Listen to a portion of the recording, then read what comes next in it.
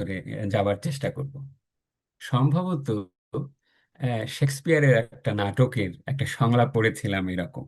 সেখানে প্রশ্ন করছে যে কোন বাজ পাখি বেশি আসমানে ওড়ে, কোন প্রাণী অনেক জোরে ঘেউ ঘেউ করে, বলছে কোন তরবারির ধার সবচেয়ে বেশি সূক্ষ্ম,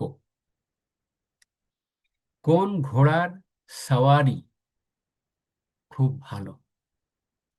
এই সব প্রশ্নের উত্তর আপনি বা আমি কোনো না কোনো ভাবে দিতে পারবো। সঠিক কি বেঠিক সে বিচারে যাব না, কিন্তু ওই নাটকের সংলাপে পরের লাইনে বলা হচ্ছে, but good faith, to be honest, in the nice sharp quillets of the law I am no better than a dog. বলছে আইনের এই ঘোরতর মারপ্যাচে আমি এক দাঁড় কাক বই তো নই, সত্যি বলতে। এই হলো আইনের কথা। যখন ইউ টক অ্যাবাউট লিগাল ইন্ট্রিকাসি, আপনি তখন একটা বার্তা দেন, একটা মেসেজ দেন, ঠিক আছে না? সেই মেসেজটি হচ্ছে যে ঠিক আছে, তুমি ওভাবে বুঝছো না, তো আমি এইভাবে বুঝাবো তোমাকে। এই হলো প্রথম কথা আইন সম্পর্কে। দ্বিতীয় কথা হলো, ভারত, বাংলাদেশ বা ভারতীয় উপমহাদেশ ধরুন, আমাদের একটা শেয়ার্ড লিগাল হেরিটেজ আছে। We belong to common law legal culture, বা যারা ইংল্যান্ডের মুরিদ, হ্যাঁ, তারা অনুসরণ করে। সুতরাং আমাদের অনেক আইনি মানুষ, আইনি চিন্তাধারা একই রকম। কিন্তু আমরা যারা আইনের ছাত্র বা গবেষক, বা যারা একটু অনুসন্ধানী লেখালেখি করি আইন নিয়ে, তারা জানবে, বা যারা বিচারকও আছে, আইনজীবী আছে, তারাও জানবেন, ভারতের যে জুডিশিয়াল ক্রাফটসম্যানশিপ বা জুডিশিয়াল আর্কিটেকচার, জুডিশিয়াল অ্যাকিউমেন, তাদের বিচারপতিদের যে বিচার মানস, কি মানবাধিকার বিষয়ে, কি সাংবিধানিক আইন বিজ্ঞানে, বা ভারতের আন্তর্জাতিক আইনের অ্যাপ্রোচ, এই সব বিষয়ে পুরোটাই বাংলাদেশের আদালতের উপরে বা বাংলাদেশের আইনি চিন্তার উপরে অনেক প্রভাব বিস্তারকারী ভূমিকা রাখে। আমরা ইংরেজিতে বলি it enjoys a very very persuasive value. সুতরাং যখন এটা ভারতের আদালতে আইনি প্রশ্ন আকারে উঠবে, তখন বোঝা যায় যে সে আইনি প্রশ্নটি অত্যন্ত ব্যাপকভাবেই উঠবে, এবং সেই ব্যাপকতার মানে বাংলাদেশ কতদূর সেটি গ্রহণ করতে পারবে এবং সেই তালে তাল দিতে পারে, সেটি একটা বড় প্রশ্ন। এখন আমি ফুটনোটে একটি কথা বলে রাখি। গত 2 বছর ধরে আপনার প্রফেসর ইউনূসের যে ইন্টারিম অ্যাডমিনিস্ট্রেশন, প্লাস তারেক জিয়ার এই যে যে 6 মাসের যে সময়, বাংলাদেশ পররাষ্ট্র বিষয়ে বা ভারত নীতি বিষয়ে যে আহ, কায়দায়, যে ভাষায়, যে অ্যাপ্রোচে, যে ভাব এবং ভঙ্গিমায় কথা বলেছে, সেটিকে আমি বাংলাদেশের অ্যাপ্রোচ মনে করি না। সেটিকে আমি বাংলাদেশের হওয়া, বাংলাদেশের হয়ে ওঠা, আমাদের দীক্ষা, আমাদের হিস্টোরিসিটি, আমাদের যে কনস্টিটিউশনাল মিশনারি মেসেজ, সেটার সঙ্গে সঙ্গতিপূর্ণ মনে করি না। এবং বাংলাদেশ সরকার যে ভাষায় বার্তা দেয় বা কথা বলে, সেটা ইন্টারন্যাশনাল রিলেশনের যে ল্যাঙ্গুয়েজ, ডিপ্লোম্যাটিক যে ল্যাঙ্গুয়েজ, অথবা আইনি যে ভাষা, তার মানে মোটেও আমি মনে করি না যে এটা বাংলাদেশ মানের কথা। সুতরাং এই বক্তৃতা বা বিবৃতি বা অনুরোধ, হটেভার আপনি যেটাই বলুন না কেন, সেটাকে আমি বাংলাদেশের অ্যাপ্রোচ বলতে চাই না। সেটাকে আমি বলতে চাই একটা চরম ভাবাপন্ন আহ, রাজনৈতিক পরিবেশের প্রভাবক হিসেবে সরকারের বলা কিছু কথা। এই কথাগুলো বলে এখন আপনাকে আমি বলি যে ইন্ডিয়ান এক্সপ্রেস যে খবরটি ছাপিয়েছে সম্প্রতি, যে শেখ হাসিনার বহিঃসমর্পণ, প্রত্যাপন, প্রত্যার্পণ শব্দটিও এক্ষেত্রে খাটে না, কারণ ইংরেজিতে আমরা শব্দটা বলি এক্সট্রাডিশন। এই প্রশ্নে যে বলা হচ্ছে যে ভারতের আদালত পর্যন্ত গড়াতে পারে, এটি কিন্তু নতুন কোনো কথা না। আপনার সঙ্গে আমি এই বিষয়ে কিন্তু আগেও একটা সিরিজে কথা বলেছিলাম। Let us take our today's discussion as a continuation of that discussion. সেখানেও কিন্তু আমি আপনাকে ইঙ্গিত দিয়েছিলাম যে এমনকি শেখ হাসিনা স্বয়ং নিজেও যদি বলেন যে হ্যাঁ আমি চলে যাচ্ছি, তাও সেটা ভারত সরকারকে বা আন্তর্জাতিক সম্প্রদায়কে, ইনক্লুডিং বাংলাদেশ, তার যে লিগাল নাইসিটিজ আছে, নোয়ান্সেস আছে, সেই আলাপ থেকে, সেই সকল দায় থেকে নিবৃত্ত করে না। স্যার, আপনার এই ক্ষেত্রে আইনি প্রশ্ন বা ভারতের আদালতে প্রশ্নটা উঠবে ইন্ডিয়ান এক্সপ্রেসের এই যে যে প্রতিবেদন, এই প্রতিবেদনটি একটি এক্সটেন্ডেড একটা আলাপ, এক্সটেন্ডেড একটা কথা আবার পরিষ্কারভাবে প্রতীয়মান হলো। কারণ এক্সট্রাডিশন এমন একটা বিষয় নয় যে আপনি ফেসবুকে একটা স্ট্যাটাস দিলেন আর বললেন যে অমুককে না দিলে আমি এটা করব না। This is not like that. সেইখানে অনেক বড় ব্যাপার আছে। এবং আইনের আরো খুব গভীরতর প্রশ্নে যাওয়ার আগে Nabanita Chowdhury, on the top of everything, আমি একটা কথা আবার ক্লিয়ার করে বলে রাখি। এই কথাটা বারে বারে বিভিন্ন ফোরামে বলা হচ্ছে, কিন্তু এটা বোধহয় আমাদের পরের আলাপ তখনই অর্থবহ হবে যখন আমরা অন টপ অফ দিস এই আলাপটা রেখে তারপরে আলাপটা করি। কারণ পরের আলাপটা আমার কাছে অনেক লেংদি মনে হতে পারে, অনেকটা টেকনিক্যাল মনে হতে পারে। সেই কারণে আগে প্রথম আলাপটা করে নেওয়া দরকার যে ভারতের কাছে শেখ হাসিনা কি। The big question is what Sheikh Hasina is, what Sheikh Hasina does mean for India. Status নিয়ে প্রশ্ন হচ্ছে না যে স্ট্যাটাসটা কি, স্ট্যাটাস শব্দটাও আমি ব্যবহার করব না। এক্সট্রাডিশনের আলাপ তখনই ওঠে যখন একটা ফিউজিটিভ, FUGITIVE, পালিয়ে যাওয়া আসামি, অপরাধী, এমনকি যে দেশে আশ্রয় নিয়েছে, রিসিভিং কান্ট্রি, হোস্ট কান্ট্রি, সেই দেশও হয়তো তার ট্রেস আউট জানে না। Is Sheikh Hasina is a fugitive to India? Obviously not. কেন নয়? আপনি সেখানে দেখেন দি রিফিউজ, মানে REFUGE, না, রিফিউজ মানে আশ্রয়, থাকা। এই যে the refuge granting of protection of law, not only ল,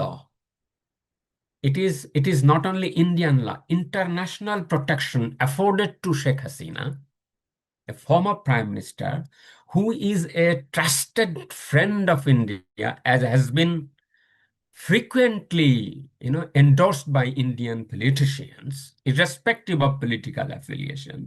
বারে বারে যখন এই কথাগুলো বলা হচ্ছে, এই ভাষার সৌকর্যটা না বাংলাদেশ সরকার কখনোই ধরতে পারছে না। এই কথাটার মিনিংটা কি কখনো ধরতে পারছে না। আপনাকে কি আমি স্মরণ করিয়ে দিতে পারি যে শেখ হাসিনা ফিউজিটিভ তো দূরের কথা, ভারতের প্রত্যেকটা রাজনৈতিক দলের উপস্থিতিতে, এন্ডোর্সমেন্টে, ভারতীয় সরকার তাকে সেখানে সুরক্ষা দিয়ে রেখেছেন। কি ধরনের সুরক্ষা দিয়ে রেখেছেন সেই বিতর্কে আমি যাব না। Let us call it international legal protection, right, or legal protection under under Indian constitution দিয়ে রেখেছে। সেইখানে ইট সারপ্যাসেস অল দি লিগাল কোয়েশ্চেন। সুতরাং তার আশ্রয়ের ব্যাপারটা লয়ের যে কোনো প্রশ্নের ঊর্ধ্বে। সেইখানে আপনি লক্ষ্য করেন যে শব্দগুলো ওভার দ্য টাইম ব্যবহার করা হয়েছে, তাদের রাজনীতিকরা ধরেন, তাদের টপ নচ ডিপ্লোম্যাট যারা আছে তাদের কথা ধরেন, স্বনামধন্য ব্যক্তিদের কথা ধরেন। আমি কার নাম করব? প্রথমে আমি শশী থারুরের নামটাই বলি। আমি সরকারের তরফ থেকে পররাষ্ট্রমন্ত্রী জয়শঙ্কর কি বলেছেন সে বক্তৃতায় যাচ্ছি না, কিন্তু যে শব্দগুলো ব্যবহার করেছে এর ওজনটা, এর মিনিংটা বাংলাদেশের আহ, লেখাপড়া না জানেওয়ালা পররাষ্ট্র নীতির অফিসারদেরকে ধরতে পারতে হবে, সেই ভাষাটার নুয়ান্সেসটা বুঝতে পারতে হবে। না বুঝলে না, সেটাকে আমি বাংলাদেশের অ্যাপ্রোচ মনে করি না। I totally outrightly reject it as বাংলাদেশের অ্যাপ্রোচ। কে যে কথা কয় ওই ভাষায়, সেটা কি ওই হাদির ভাষায় কথা বলে নাকি নাহিদ ইসলামের কথায় বলে, তাই না? আমি আর নামগুলো না বলে পারলাম না, যে তাদের পরিচয়ের কথা বলে সেটা না, বলছে Indianness, Indianness, civilisational ethos, humanitarian humanitarian spirit, humanitarian traditions. Those are the language words which were used by Shashi Tharoor. এছাড়া আপনি জানেন হর্ষ বর্ধন শ্রিংলা তিনি বলছেন যে when you speak about extradition, extradition তিনটা শব্দের সমন্বয়ে গঠিত। একটা হচ্ছে কি, it involves legal process, number one. Number two, it speaks about treaty obligations, যেটার কথা লোকজন কই করছে 2013 সালের আইন, ট্রিটি অব্লিগেশনস, কিন্তু এর মানে এই নয় ইট only refers to the 2013 treaty obligation, it also speaks about international treaty obligations of India, humanitarian human rights treaty obligations. And thirdly, it is also a question of sovereign discretion. এইটা হলো হর্ষবর্ধন শ্রিংলার শব্দগুলো। এছাড়া আপনি জানেন যে মানে তার পার্লামেন্টারি মানে কমিটি। ভারতের সার্বভৌম সিদ্ধান্ত, যেমন শশী থারুর যেটা বলেছেন ইন্ডিয়াননেস, যে ভারতীয় ঐতিহ্য, ভারতের মানে ইথোস, যে কি বলবো, যে মানে নৈতিকতার উপর দাঁড়িয়ে আছে, সেসবেও আপনাকে এই একজনের প্রাণ নাশের যখন হুমকি আছে তখন তাকে সেই জায়গায় পাঠানো যায় না। কিন্তু প্রত্যর্পণ চুক্তিটার কথা যদি, যেটা নিয়ে আলাপ হচ্ছে শেখ হাসিনার আমলে হওয়া 2013 সালের, সেটাতে সরাসরি বলা আছে যে রাজনৈতিক উদ্দেশ্য প্রণোদিত কিনা মামলাগুলো, ভারতের সংবাদ মাধ্যমেই লেখা হচ্ছে যে এই বিচার যেহেতু একটা বিশেষ আদালতে শেখ হাসিনার পতনের পরে যে সরকারটা প্রতিষ্ঠিত হয়েছে, ইন্টারিম সরকার, ইউনূস সরকারের আমলে হয়েছে, তখন একটা প্রশ্ন তো উঠবেই যে তারা রাজনৈতিক বিবেচনায় করেছে কিনা, কারণ এটা তো কোনো নির্বাচিত সরকারের আমলে হয় নাই, সেটা একটা প্রশ্ন উঠেছে। হুম হুম। আর একটা হচ্ছে, আপনি লক্ষ্য করেছিলেন কিনা জানি না, যে শেখ হাসিনার রায়ের দিন বাংলাদেশের পররাষ্ট্র মন্ত্রণালয়ের বিবৃতির প্রতিক্রিয়ায় ভারতের পররাষ্ট্র মন্ত্রণালয় একটা বিবৃতি দিয়েছিল, জি এবং জি। সেখানে তারা ইন্টারন্যাশনাল ক্রাইমস ট্রাইব্যুনাল, এই কথাটা যে আমরা জানি আপনাদের ইন্টারন্যাশনাল ক্রাইমস ট্রাইব্যুনালে, ওই কথাটা উদ্ধৃতি চিহ্নের মতো মধ্যে রেখেছিল। তার মানে কি আমাদের ট্রাইব্যুনালটাকে তো কোনো রেগুলার গৃহীত মানে সর্বজন গ্রাহ্য আদালত বলেও কি ভারত সরকার তার মানে মনে করছে না? একদম, মানে খুব ন্যায্য কথাগুলোই বলেছেন। এই কথাগুলোই আমি একটু গুছিয়ে বলার চেষ্টা করছি। তো ওই কথাটা একটু শেষ করে নিই তাহলে ভালো হবে।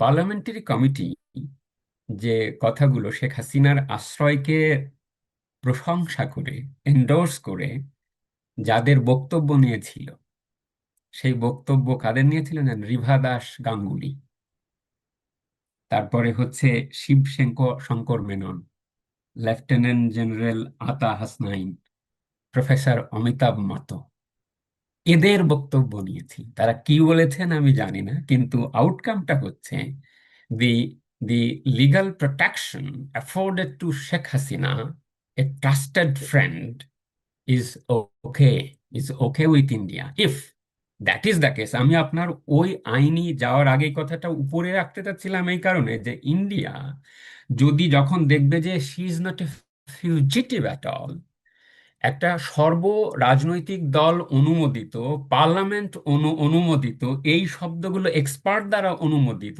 একজন প্রোটেক্টেড পারসন, এটা তো আপনার prima facie, on the face of the record, একেবারে উপস্থিত মুখে মুখে এটা বাতিল হয়ে যাবে যে this is not a fit case for extradition.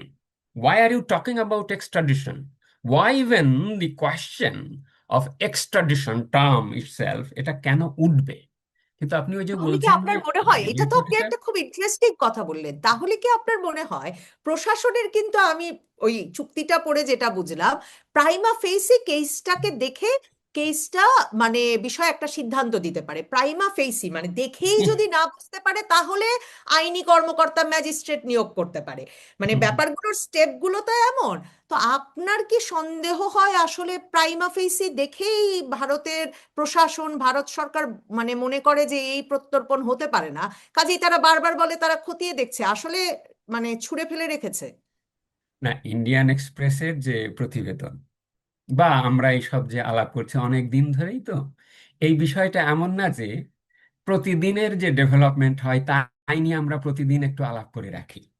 ওতে করে বড় কোনো সাবস্ট্যান্টিভ আলাপ করা যায় না। এটা 2 বছরের একটা জিনিস যখন একসাথে হয় তখন এটা নিয়ে ভালো আলাপ করা সম্ভব। আসলে ইন্ডিয়ান এক্সপ্রেসের যে কথাগুলো, বা আপনিও যেটা বললেন যে একটা প্রাইমা ফেসি কেস প্রথম এস্টাবলিশ করতে হয়, এই কথাগুলো হচ্ছে ওই যে পানিতে বরফ আহ, বরফ ডুবে থাকার মতন, যে 9 ভাগ পানির নিচে থাকে আর 1 ভাগ উপরে দেখা যায়। ঠিক এক্সট্রাডিশন কোয়েশ্চেনটা অনেকটা এইরকম। আপনি যখন জুডিশিয়াল প্রসেসে রেফার করবেন, এর মানে হচ্ছে আপনি এটা একটা দাবার চাল। This is a message to Bangladesh, এবং বাংলাদেশকে তখন আপনাকে ডিসিশন নিতে হবে যে না, এখানে আমরা প্রথমত চাই, এবং প্রথমত চাই যে ডিপ্লোম্যাটিক চ্যানেলেই আলাপ হোক। সুতরাং ইন্ডিয়ান জুডিশিয়ারি সিদ্ধান্ত দেবে, এইটি ভারতের তরফের থেকে একটা বার্তা। বার্তাটা হচ্ছে যে when you speak about law, legal process, তখন কিন্তু এই দাবি আরো অনেক কঠিন হয়ে যাবে। সুতরাং আপনি যদি রিয়েলি মিন করেন যে আপনি শেখ হাসিনাকে চান, you need to sit on the table. এরকম কোনো শর্ত দিয়ে হয় না যে আপনি ফেরত দেবেন, তারপরে আপনি বসবো এবং সম্পর্ক উদার হবে। সম্ভবত পররাষ্ট্র সম্পর্কের এইরকম কোনো ইজি লেক্সিকন বা ডিকশনারিতে কাজ করে না। ঠিক আছে না? এখন এই কথাগুলো বলার পরে আমি আরেকটা কথা পরিষ্কার করে বলে রাখি, সেটা হচ্ছে এরকম একটা কথা আছে না যে ধনীটিরে প্রতিধ্বনি সদা ব্যঙ্গ করে, ধনীর কাছে ঋণী সেজে পাছে ধরা পড়ে। তো 2013 সালে ভারতের সাথে উপনীত চুক্তি, অপরাধী বিনিময় চুক্তি, মিউচুয়াল লিগ্যাল অ্যাসিস্ট্যান্স, এই সকল চুক্তি, ভারতের সাথে চুক্তি না, সব গোলামের চুক্তি। তো ওই চুক্তির আওতায়, শেখ হাসিনার করা চুক্তির আওতায় শেখ হাসিনারে চান কেন? ওই আইন অবৈধ না? ওই আইন এত ভালো ভ্যালিড লিগ্যাল বেসিস হয় কি করে? এটা বাংলাদেশের যারা হর্তাকর্তা বা এই জাহেদুর রাহি টাইপের যারা আছেন তারা বলেন, তখন কি তারা এটা ভেবে দেখেন না? তারপরেও আমি মার্জনা করলাম যে ঠিক আছে, আহ, ওইটা বাংলাদেশ করে গেছে, সুতরাং আমার চাই যে তুমি তাকে দিয়েই। কিন্তু আমি বলতে চাচ্ছি যে এই যে এত সুন্দর চুক্তি 2013 সালের, এমনকি আপনার এই যে যে আমরা যে ট্রাইব্যুনালের কথা বলি, এই খোলনলচেটা আসিফ নজরুল অবৈধভাবে পাল্টে দেবার আগের যে আইনটা 1973 সালে বাংলাদেশ প্রথম বানিয়েছে, এক্সট্রাডিশন সংক্রান্ত যে আইন, পৃথিবীর প্রথম সারির দেশগুলোর মধ্যে বাংলাদেশ একটা 1974 সালে এক্সট্রাডিশন ল বানিয়েছে, যেটা কানাডাও বানাতে পারে নাই। নূর চৌধুরীকে আশ্রয় দেবার আগের বছরে তারা কেবলমাত্র আপনার 1996 সালে তারা এক্সট্রাডিশন বানিয়েছে। ভারতের এক্সট্রাডিশন আইন হচ্ছে 1962 সালে। তো এই আইনগুলোর যে আইনি মানস বা কাঠামো, এর যে একটা আন্তর্জাতিকতা আছে, এই রাষ্ট্রীয় মানস বা মনন অ্যাজ এ লিডার শেখ হাসিনার ছিল। আর আপনি তাকে ফিউজিটিভ হিসেবে ফেরত চাচ্ছেন, হয় এটা? এই প্রশ্নের বাইরে এখন আপনাকে আমি বলি যে এক্সট্রাডিশন ইস্যু আসলেই যখন আপনি আইনের পথে হাঁটবেন, তখন এটা 2013 সালের আইনের মধ্যে শুধুমাত্র সীমাবদ্ধ নয়। এটা ভারতের 1962 সালের যে নিজস্ব এক্সট্রাডিশন মূল আইন আছে, সেই আইন সাপেক্ষ। So the 2013 Act must be interpreted in the light of 1962 Act. India সেই গাইডলাইনের বাইরে যেতে পারবে না। এমনকি শুধুমাত্র এই দুটো না, ভারতের সংবিধান প্লাস ইন্টারন্যাশনাল যে আপনার ক্যাট কনভেনশন বলেন, কনভেনশন এগেনস্ট টর্চার 1984 সাল, আইসিসিপিআর 1966 সালের যে আপনার পৌর নাগরিক অধিকার সংক্রান্ত যে চুক্তি, বা আইসিএসসিআর সাংস্কৃতিক অর্থনৈতিক সামাজিক অধিকার চুক্তি, twine twine pillar human rights instruments আমরা বলি, এই সকল ডকুমেন্ট সাপেক্ষ। So the law governing the extradition process does not only rely upon the 2013 Act. এখন এই যে যে একটা ম্যাজিস্ট্রেটকে দায়িত্ব দেবে বলে ভারতের আইনে বলা আছে, তাই না? তার আগে একটা মৌলিক প্রশ্ন আপনার মাধ্যমে করি, আসলেই কি বাংলাদেশ সিরিয়াসলি লিগ্যাল ওয়েতে এক্সট্রাডিশনের যে ফর্মালিটি মেনটেন করে অনুরোধ করা লাগে তা কি করেছে? আপনার কাছে কি কোনো তথ্য আছে? নেই, শুধু লিপ শেখ সার্ভিস। হাসিনার রায়টা কিন্তু ওয়েবসাইটে পর্যন্ত পাওয়া যায় না, এমনকি মানে ওয়েবসাইট পর্যন্ত দেয় নাই। আন্তর্জাতিক অপরাধ ট্রাইব্যুনালের রায়গুলো সেখানে আছে, তো এবং পূর্ণাঙ্গ তারা রায় এটা আমরা কেউ দেখি নাই। বাংলাদেশ সরকার তো তার মানে পূর্ণাঙ্গ রায় ভারতকে দেয় নাই, তাহলে ভারতের দেয় আদালত নাই। কি বিচার করবে? কি বিচার করবে? প্রশ্নটা হচ্ছে যে তারা এই বিচারের ন্যায্যতা প্রশ্ন অ্যাপিল শুনবে না। এরা আপনাকে দেখাতে হবে যে একজন মানুষকে আপনি রিয়েলি কনভিক্ট করেছেন, রিয়েলি। এমনকি এই প্রশ্ন উঠবে, এই এক্সট্রাডিশন আইন, ভারতের এক্সট্রাডিশন আইন আছে, আমি এখনই আইনি পয়েন্ট দিচ্ছি না, বিকজ এই জামাত বিএনপির লোকজন আইন পড়ে না। এরা জীবনেও আপনার একটা আইন খুলে দেখার প্রয়োজন মনে করে না। এরা একটা কথা বলে দেয়, আসমান থেকে একটা কথা বলে দেয়। মানে এমন এই প্রশ্ন উঠবে অন্যান্য প্রশ্নের মধ্যে, যে really ওয়েদা Sheikh Hasina is a finally convicted person. অর্থাৎ ওই আপনি যে বললেন যে ট্রাইব্যুনাল কোর্ট অ্যান্ড আনকোর্ট, ওইগুলোর ফরমেশন, ওগুলো নিয়ে তো প্রশ্ন উঠবেই। সন্তুষ্ট হতে চাইবে ইন্ডিয়ার কর্তৃপক্ষ যে satisfy me if there is a prima facie case, right? আপনি তো প্রথমে বলবেন যে শেখ হাসিনা যখন অতিথি হিসেবে আশ্রয় গ্রহণ করেছে, তারও 6 মাস 1 বছর পরে এই বিচার অনুষ্ঠিত হয়েছে, অভিযোগ আনা হয়েছে। তাহলে ওয়াই ওয়ান আর্থ আপনি অ্যাবসেন্সিয়া একটা রায় দিয়ে এসে আমার কাছে এসে বলছেন যে শি ইজ এ ফিউজিটিভ? তিনি তো ফিউজিটিভ হিসেবে কেন আসেন নাই? Case dismiss, prima facie case ইস্টাবলিশই হয় নাই, তাই না? আপনি ফেয়ার ট্রায়ালের প্রশ্ন, ফাইনালি কনভিকশন, অর্থাৎ যে অ্যাপিলের যে প্রসিজিওর, তা কি এক্সস্টেড হয়েছে নাকি সেটাকেও টুইস্ট করার সম্ভাবনা আছে? Satisfy me. এই কারণে আপনি যে জাজমেন্টের কথা বললেন, প্রসেসের কথা বললেন, অভিযোগের কথা বললেন, 286টা মামলা, আরো হয়েছে বোধহয় পরে, হাজার খানিক ছাড়া গেছে কিনা আমি জানি না। এই মামলাগুলোর নথিপত্র আপনার বাংলাদেশ কিন্তু ভারতকে দিতে হবে। আর ওই জাজমেন্টের কথা বললেন, ওই জাজমেন্ট তো দেওয়ার মতন জাজমেন্ট না নবনীতা চৌধুরী। ওই জাজমেন্টের পিডিএফ কপিটাও, এমনকি অন্যান্য আইনজীবীদের মাধ্যমে আমরা যেটা পেয়েছি, ওরা কিন্তু পিডিএফ কপিটাও সাপ্লাই দেয় নাই। কেন জানেন? ইয়ে করেছে, স্ক্যান করেছে। স্ক্যান করলে হলো আপনি জীবনেও ওইটা থেকে আহ, মানে খুব দ্রুত আপনি নির্দিষ্ট প্যারাগ্রাফে যেতে পারবেন না, এবং আপনার বিভিন্ন ডিভাইসের মাধ্যমে আপনি এটা পড়তে পারবেন না এবং সহজে প্রশ্ন করতে পারবেন না, এমন ভাবে করেছে। কতটা অস্বচ্ছতা গ্রাউন্ডে এগুলো করে এরা, আপনি এখন লক্ষ্য করেন। এখন এটা বলার পরে এই যে যে আরেকটা প্রশ্ন, এই আপনার ইন্ডিয়ান এক্সপ্রেসের কথা বলা হচ্ছে, যে প্রশ্নটি দেখবে যে ওয়েদার যে অপরাধে প্রত্যর্পণ চাওয়া হচ্ছে, প্রত্যর্পণ শব্দটি আমি ব্যবহার করছি ওই ব্যবহৃত ল্যাঙ্গুয়েজ থেকে, আমার শব্দ না এটা, ঠিক আছে না? আমি ব্যবহার করতাম মোর লিগালি বহিঃসমর্পণ, extradition, if it would have been a fit case. এই ক্ষেত্রে রাজনৈতিক শব্দটার প্রতি আমি আস্থা রাখছি। শেখ হাসিনা যদি যান, সেটা হবে প্রত্যাবর্তন। ওই ট্রিটিতে লেখা আছে যে weather the request has been made in good faith and for the interest of justice. এই প্রশ্নে তো আপনি 8 নম্বর অনুচ্ছেদে লেখা আছে, সেটি আপনি দেখছেন না। আর বলেছে যে রাজনৈতিক কোনো অপরাধ, তো এই অপরাধগুলো রাজনৈতিক হবে না ঠিকই বলা আছে, কিন্তু আপনি এই অপরাধটাকে যখন রাজনৈতিক আর্কিটেকচার এবং ইনস্ট্রুমেন্ট হিসেবে ব্যবহার করছেন, সুতরাং ইনস্ট্রুমেন্ট হিসেবে ব্যবহার আর রাজনৈতিক অপরাধের মধ্যে যে পার্থক্য রেখা, তা অত্যন্ত কম। সুতরাং এই এক্সট্রাডিশনের প্রশ্ন ভারতের মানে এটা একদমই কিন্তু ওঠে না। যদি ওঠেও, এই যে যে ম্যাজিস্ট্রেট সাহেবের কথা বলা হয়েছে, এই ম্যাজিস্ট্রেটের ডিসিশনই ফাইনাল না।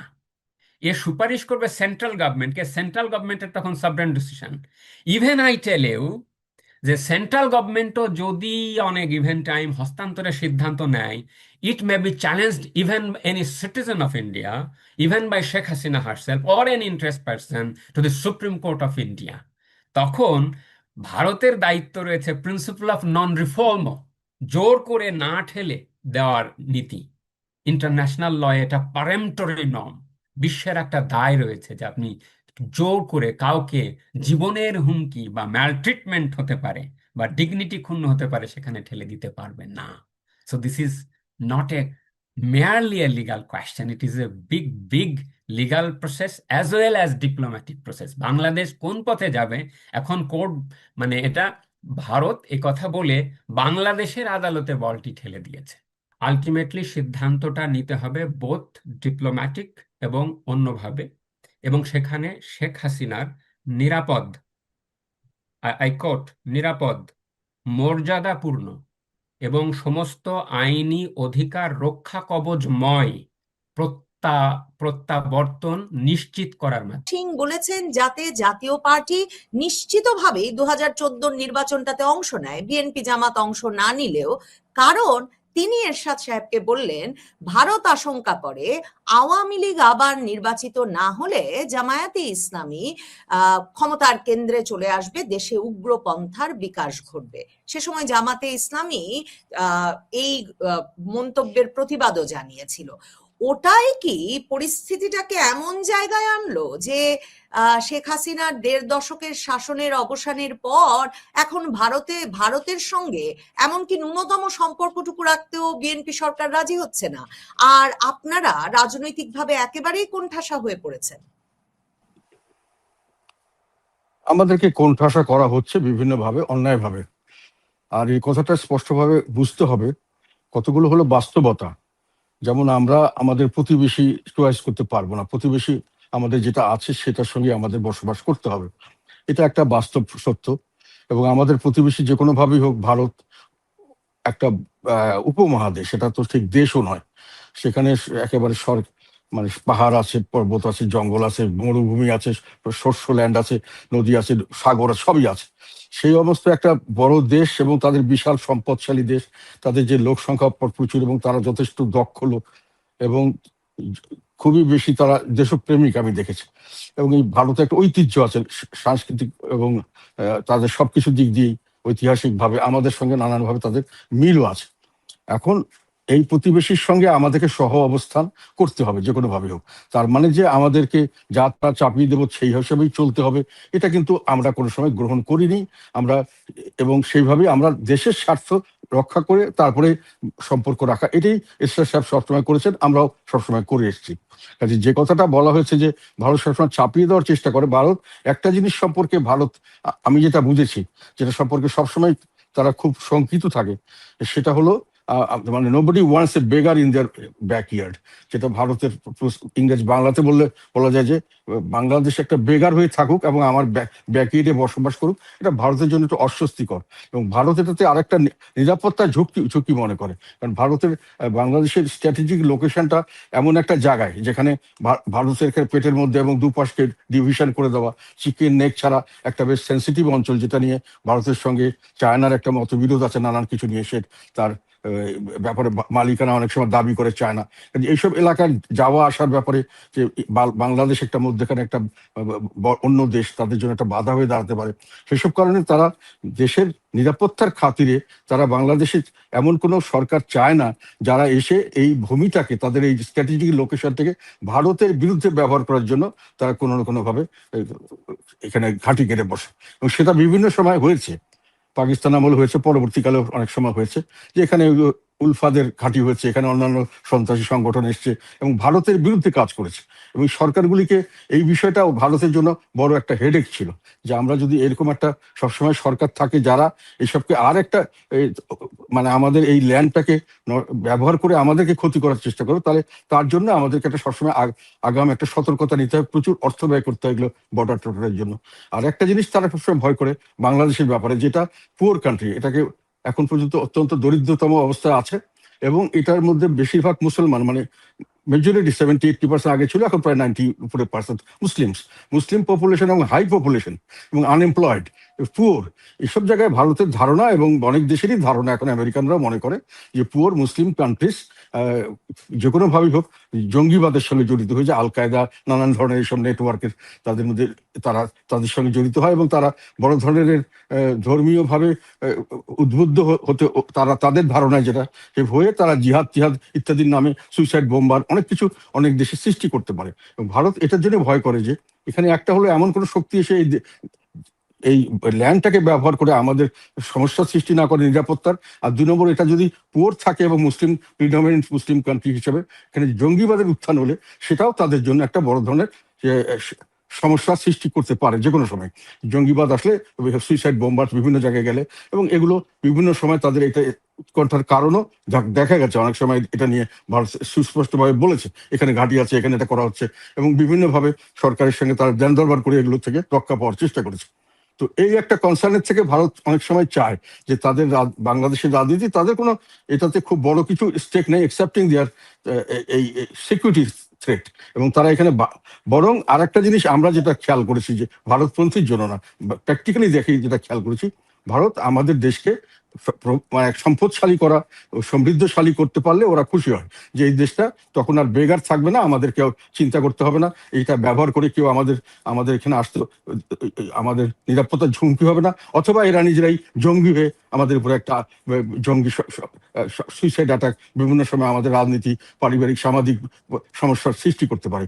এসব কারণে ভারতীয় জনগণের একটা কনসার্ন এই বাংলাদেশ সম্পর্কে আছে, এবং সেটাকে তারা চায় যে এরকম ভাবে থাকলে আমরা খুশি, এটুক তারা দেখতে চায়। এখন আমাদের কিন্তু এটাকে বাইরে এসে, ওদের সব কনসার্নকে বাইরে ফেলে এসে আমরা ওদের সঙ্গে একেবারে চোখে চোখ তুলে তাইয়ে ওদের সঙ্গে পাঞ্জা লড়তে যাব, এটা কিন্তু একটা বাস্তবসম্মত কথা নয়। এবং যে কোনো ভাবে হোক আমরা যতটা ভারতের উপর নির্ভরশীল, ব্যবসা বাণিজ্য বিভিন্নভাবে আমাদের যে একেবারে ইকোনমিক প্রসপ্যারিটির যে কোনো ভাবে যদি ভারতের সঙ্গে আমাদের সুসম্পর্ক থাকে, চিকিৎসা বিষয়ে লেখাপড়া সব ব্যাপারে আমরা কিন্তু লাভবান হই। তারা আমাদের সঙ্গে ব্যবসার পয়েন্টটা তাদের জন্য খুব বড় জিনিস নয়। এখানে হয়তো তারা যদি ব্যবসা হয়, কিছু ব্যবসা লুজ করবে, সেটা তারা অন্যান্য সব জায়গায় গিয়ে সেটা ম্যানেজ করতে পারে। আমরা কিন্তু যদি লুজ করি, সেখানে আমাদের কিন্তু ম্যানেজ করার তেমন কিছু থাকে না। যে ভারতের সঙ্গে এবং তাদের সমৃদ্ধির সঙ্গে আমরা একসঙ্গে তাল মিলিয়ে যদি সমৃদ্ধিশালী হতে চাই, সেটা ভারতের জন্য লাভজনক, আমাদের জন্য লাভজনক, উইন উইন সিচুয়েশন। এবং ভারত এটা চায়। কাজে এতটুকু পর্যন্ত এই বাস্তবতাকে স্বীকার করে নিয়ে ভারতের সঙ্গে রিলেশনশিপ করলে আমরা মনে করি যে ভালো হবে। এই ডিকটেশনটা আমরা যে সবসময় জাতীয় পার্টি যে সবসময় মেনে নিয়েছে, বা আওয়ামী লীগ যে সবসময় মেনে নিয়েছে, সেটাও নয়। এটাকে অনেক সময় বাড়িয়ে দেখানো হয়েছে, একেবারে নতজানু দেখানো হয়েছে। এরশাদ সাহেব কিন্তু যথেষ্ট পরিমাণে তাকে এইরকম বলা হয়েছিল, এবং উনি কিন্তু প্রকাশটা উনি করেছিলেন যে তারা চাচ্ছে, কিন্তু আমরা মনে করি, উনি বলেছিলেন, মনে করি সব দল না আসলে এই নির্বাচনটা দেশের জন্য ভালো হবে না, এবং এটা আমরা এইভাবে করতে চাই না। এবং উনি কিন্তু পরিষ্কারভাবে এটা বলেছেন, উনি বলেছেন, অন্যকে বলেনি, এবং বলেছেন যে আমরা এটাতে যাব না, যদি সব দল না আসে আমরা যাব না। তো সেখানে আমি কিন্তু সেই আমি যদি একটু আপনাকে ইন্টারাপ্ট করি, কিন্তু শেষ পর্যন্ত এরশাদ সাহেবকে যেতে হলো, এরশাদ সাহেবের দল গেল, এরশাদ সাহেবকে রীতিমতো হাসপাতালে তুলে নিয়ে যাওয়া হলো, মানে সিএমএইচ এ তাকে অসুস্থ বানিয়ে তুলে নিয়ে যাওয়া হলো। এবং আপনারা নির্বাচনে অংশ নিলেন, রওশন এরশাদ জি আপনি, এবং আপনাদেরকে মনে করা হলো যে আপনারা আসলে তখন ভারতের কথায় চলে ওই নির্বাচনটায় অংশ নিলেন। তো ভারত যদি তার ডিকটেশনটাকে বাস্তব করতে 2013-14 সালে এ ধরনের ভূমিকা রেখে থাকে, সেটাই এখন কারণ কিনা যে এখন যারা ক্ষমতায় এসেছেন, যাদেরকে এতদিন ধরে নির্বাচনের বাইরে রাখা হয়েছে, মানে ক্ষমতায় আসার সুযোগ দেওয়া হয় নাই, জামায়াতে ইসলামী ক্ষমতার কেন্দ্রে চলে আসবে বলে ভারত যখন এ ধরনের নানা রকম গুটি চেলেছে বলে নানা রকম মানে বিশ্লেষণে মেলানো যায়, তখন শেষ পর্যন্ত তারা যখন ক্ষমতায় এসেছে, তারা আর ভারতের সঙ্গে কোনো যোগাযোগ রাখতে রাজি না, এবং আপনারাও একেবারে রাজনৈতিকভাবে কোণঠাসা হয়ে পড়েছেন। মানে এটাই হওয়ার কথা ছিল, মানে এক রকমের ভারতেরও বাংলাদেশের রাজনীতিতে পতন ঘটেছে কিনা 2024-এর জুলাই আগস্টের পরে। আর কোথায় গেল, মানে ভারতের এত ইনফ্লুয়েন্স, ভারতই 2014 নির্বাচন করিয়ে দিচ্ছে, 2018 নির্বাচন করিয়ে দিচ্ছে, 2024-এর নির্বাচনের আগে আপনি সফর করে এলেন, ভারত থেকে এসে বললেন যে ভারত একটা শান্তিপূর্ণ নির্বাচন চায়। হ্যাঁ, কি কথা হয়েছে পূর্ণাঙ্গ ভাবে বলা যাবে না। মানে কোথায় গেল ভারতের সেই এত ইনফ্লুয়েন্স? ভারতও তার মানে একেবারে বসে পড়েছে বাংলাদেশে, কি বলেন? তুমি প্রথমে একটা ভুল করেছো, সেটা হলো ওই নির্বাচনের সময় কিন্তু সরকার ছিল একটা মহাজোট সরকার, এবং মহাজোটের সরকারের আমি একমাত্র মন্ত্রী ছিলাম, জাতীয় পার্টিকে রিপ্রেজেন্ট করেছিলাম, এবং সেই নির্বাচনে কিন্তু আমি অংশগ্রহণ করিনি। আমাদের দলের আমার সঙ্গে প্রায় 270-এর মতো ক্যান্ডিডেট, 300 ক্যান্ডিডেট আমরা দিয়েছিলাম মনে হয়, নাকি 299টা মতো দিয়েছিলাম। তার মধ্যে থেকে সবাই প্রায় উইথড্র করেছিলাম, আমরা 277 জন আমি সহ উইথড্র করেছিলাম। এবং এরশাদ সাহেব কিন্তু তখন করতে চাননি, উনি বলেছিলেন যে আমি করব, করবো না তা নয়, তবে সব দলকে আনতে হবে।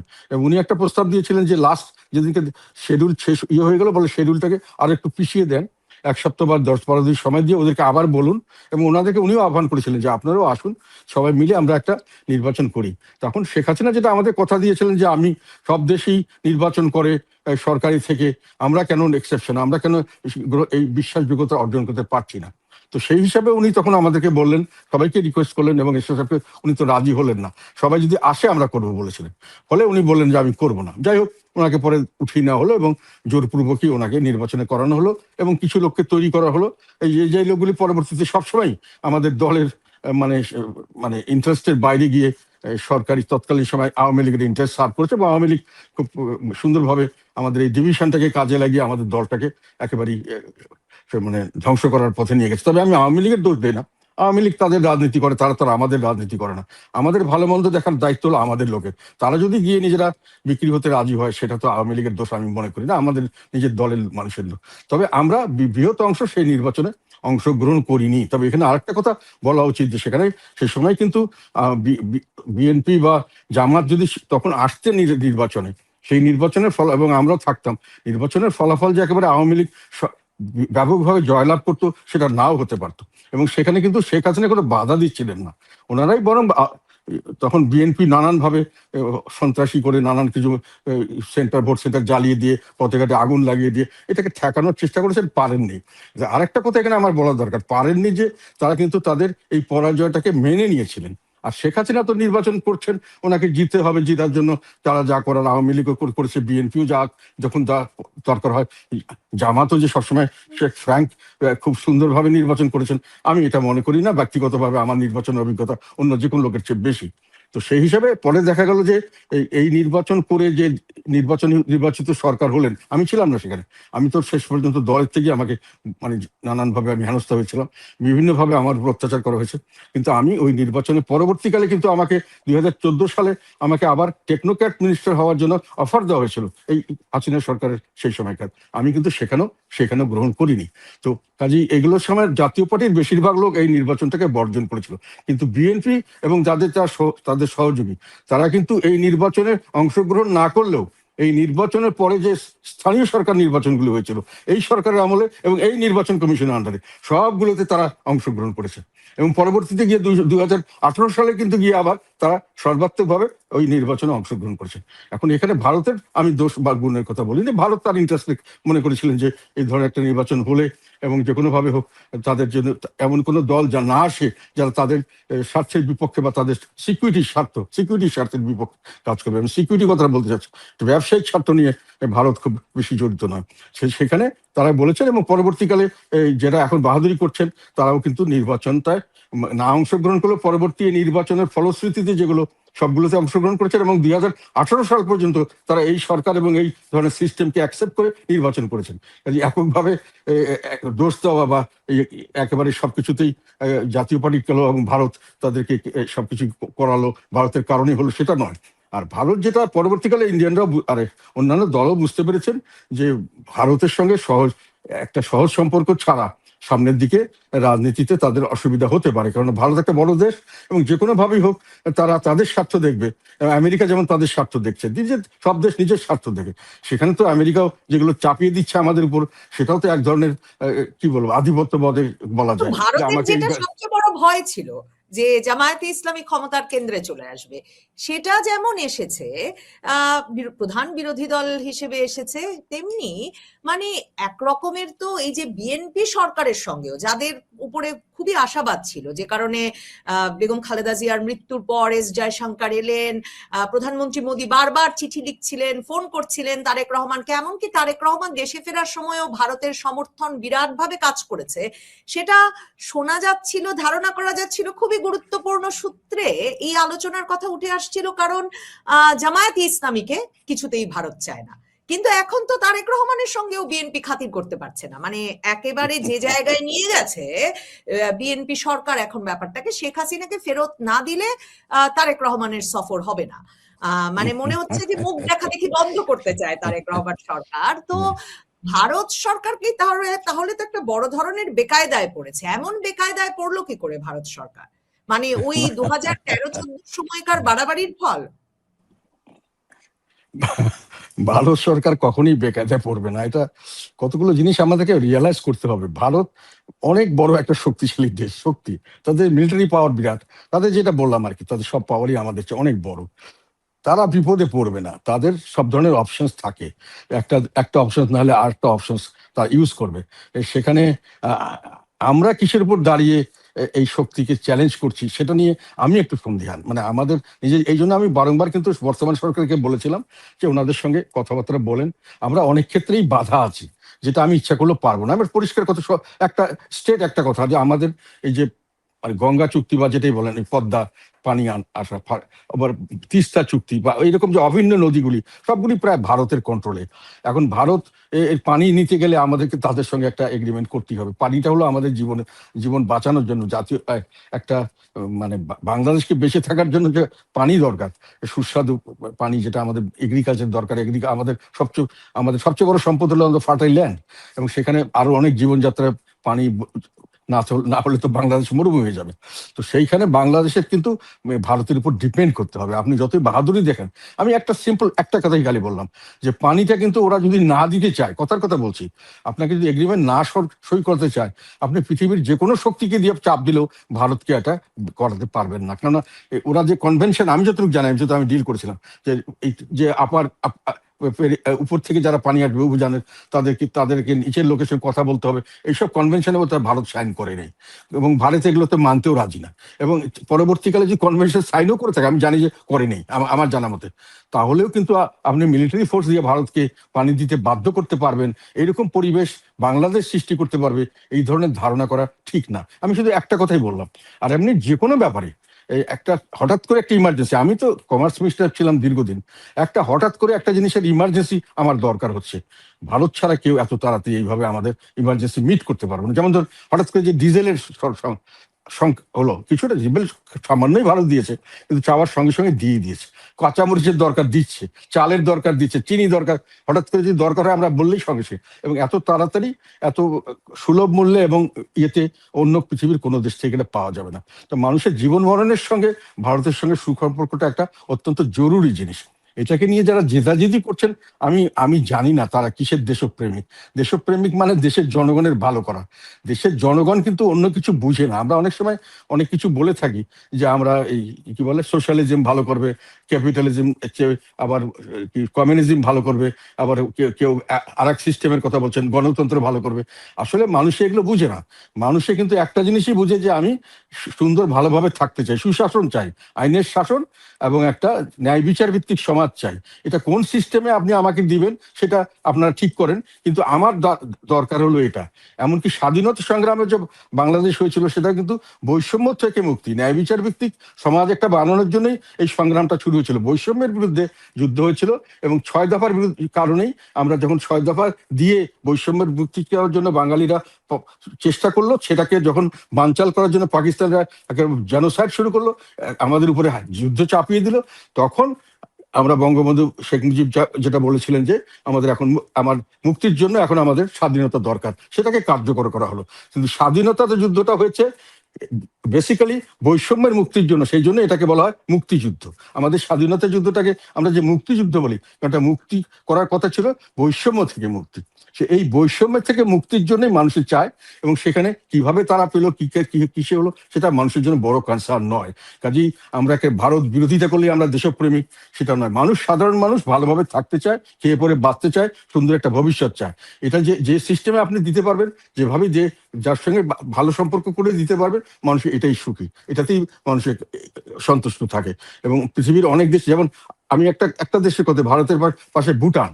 ভুটান অত্যন্ত সুখী সমৃদ্ধ একটি সমাজ, এবং এটা সুখের ইন্ডেক্সে তারা নাকি ফার্স্ট হয় সবসময় প্রায়, এবং সবকিছুই তারা ফার্স্ট হয়। তাদের কিন্তু ওই সমস্ত পররাষ্ট্রনীতি এবং তাদের ডিফেন্স, এটা কিন্তু ইন্ডিয়া দেখাশোনা করে, কিন্তু ইন্ডিয়া তাদের ইন্টারনাল ব্যাপারে তেমন ভাবে ডাইরেক্টলি কোনো হস্তক্ষেপ করে না, আমরা দেখিনি। তারা বাইরে আমাদের সঙ্গে অনেক জায়গায় মিশিয়েছে, তারা স্বাধীনভাবে বাংলাদেশে আসছে, সব জায়গায় যাচ্ছে, সবকিছু করছে।